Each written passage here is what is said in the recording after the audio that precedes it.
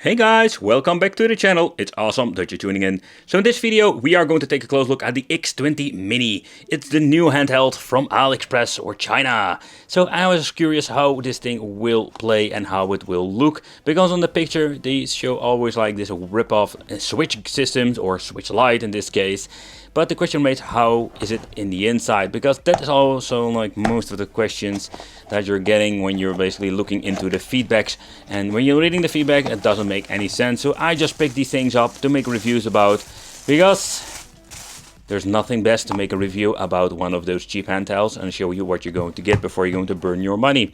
So it comes in different colors. We've the black, the purple that I'm having over here. Then we're going to get the yellow, and I think it's more like a light blue, but I didn't see that for sale. So it comes in new colors. Inside we're going to get our typical stuff like the crappy headphones. Like, they are freaking awful. Then we're going to get the cable for charging and data transfer. They are still using a mini USB. Yeah, seriously, why? Like, why are they still using that? And of course the deluxe toilet paper manual, like always, with explanation how everything works. Here you can see like basically a quick overview, like how you navigate through the system itself. They give us like the English manual. Sometimes they don't even basically give that to us. But let's take a close look at the device itself. Already mentioned the Switch look-alike, or it's not like really a clone, because what you're going to get in the end is a mini Switch Lite. So it says here already like X20 Mini. We're going to get the volume control, select start, and these buttons are cheap clickish ones. Then we're going to get the A, B, X, and Y, like your typical long travel one. Not the wiggle buttons we have seen before, but they're like the wiggle ones. These plus and minus doesn't do anything. And then we're going to get the D-pad. And I can already tell you, like, the D-pad itself, it feels quite weird. Like, it's a very big D-pad. I'm always like happy going to get a normal big D-pad. But the travel, so the difference what I'm noticing is like when you're pushing it, you can just feel in all the directions we're going to get different, let's say, pressure, like resistance of it. It's kind of weird, like this thing has more, let's say, resistance than the other part of the D-pad. There's a little bit of bummer. Another thing already noticing is like, you can see this is like a quality issue, like the screen is not even attached properly. So let's push it back in. Then we're going to get ourselves over here the slider joystick, like the PlayStation Portable. Personally, I'm not a big fan of those, because I think like slider joystick are not super comfortable to play, but with the PlayStation Portable, it's almost like, let's say, it's always leveled through the system itself, and here it basically stands up a little bit, and here you can see like it starts to wiggle when you want to basically move it around. So at the back we're going to get the following connections. We're going to get the headphone jack out, and there is no TV out so far I understand. We're going to get the USB mini, and there is still a microphone in this thing, the on and off switch, and the other thing is we're going to get shoulder buttons, like the really horrible clickies micro switches. You need to press them really hard, so that's not going to be very comfortable. Yeah, and the display it's going to be the same stuff that we've seen before, like with cheap handhelds. Let's basically dim the light so I can show you what I mean. The display is not like the most horrible display I've ever seen. Like the viewing angle, it's not great, but it's not like the worst one I've seen. Like when you're looking at the X16 version, like we're having 7H display, like they have a view angle that were pretty damn awful, but it is not super bad. Okay, so the menu is more like style to the PlayStation Vita. That's another thing they ripped off. I also noticed the annoying delay. You can see like there is a slight delay in the menu. It's quite annoying. So what you're going to get over here is the folder. So here we're going to get into the SD card or internal storage, video, music. You can watch some pretty naughty pictures. And here we're going to get the thumbnails. Like they added these thumbnails, you cannot change them out whatsoever. So if there's any problem with the file behind it, you just have this like dead link on the front of it. They're still using the same stuff. So that's it. Like with the settings, there were some new settings I've seen before.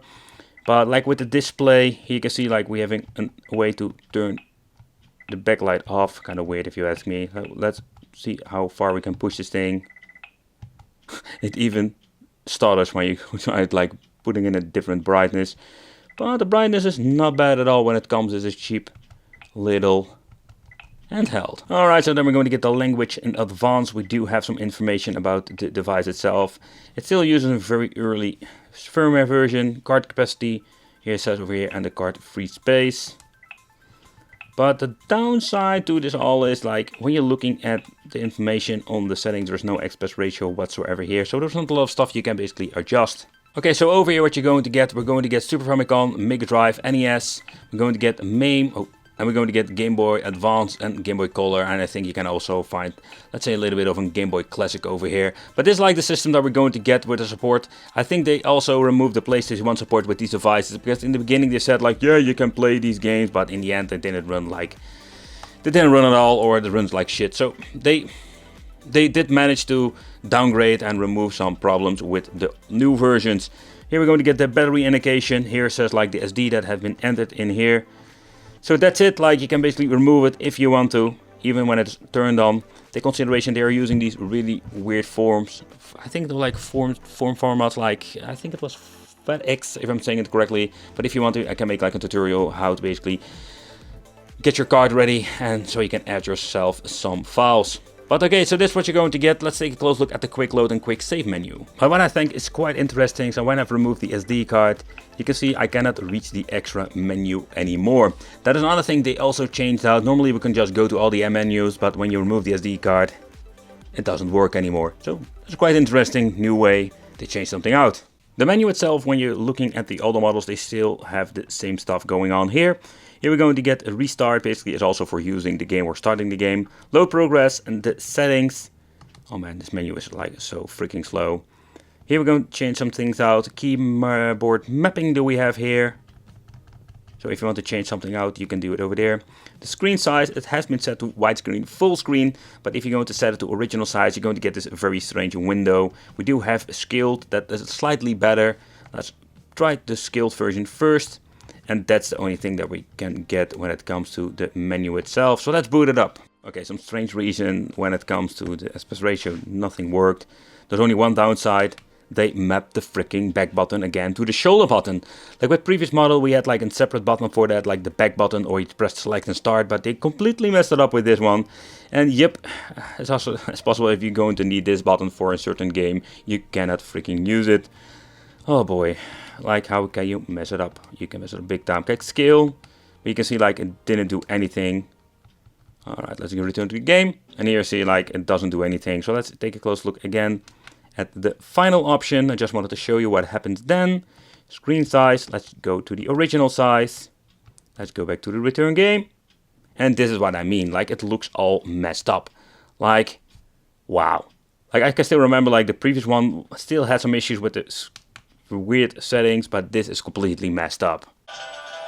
Okay, so the funny thing is like the speaker, there's only one speaker over here. It goes quite loud, so it's not really bad.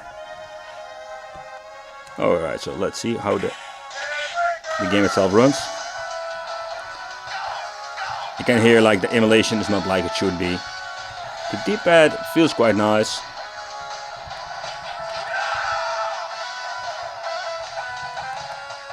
But you can just hear that it still struggles with the same games all the freaking time.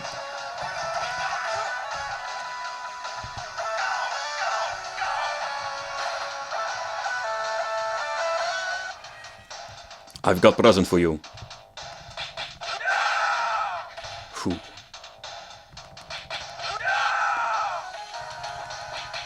But if you don't mind like the slowdowns and stuff like that, you can still enjoy some MAME. Okay, so I was just messing around with the battery, just see if we can finally play some games. But get what, like it was already like messed up somehow. Alright, so when you plug it in, it asks you what you want to do. But I messed it up by pressing the charge. But another thing, like when you're trying to, when you're in the game menu and you want to choose with the charging menu, you cannot switch back to it. So let's see if it's going to be doing the same game. Yeah, it's doing the same thing. Oh, let's see if we can like manage to get it to work now. Yeah, now we can. Okay, let's say around charge and play. And if you're going to put it on charge, it's going automatically goes on charge with this weird icon in the freaking corner. But that's, yeah. Oh man, oh man, oh man, what a mess. Okay, so the next thing I want to try out is the Donkey Kong Country game for the Super NES. And the reason is like with all the previous models, they have issues. You can hear like it's dropping down in frames. It has so much struggle getting the game to work. And that's such a bummer. It's just like reshelling all the bloody things. The only thing I do like about it that we can actually like play the game with a decent display.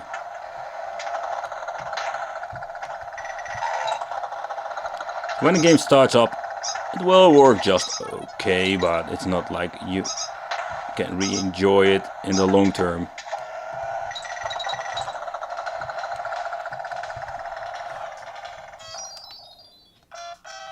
Okay, so next up, let's play a 16-bit game. Another thing I'm noticing, like, oh, big level audio difference between the second and the third game now. It's not like bad like the first edition I've reviewed, but it's not perfect emulation whatsoever.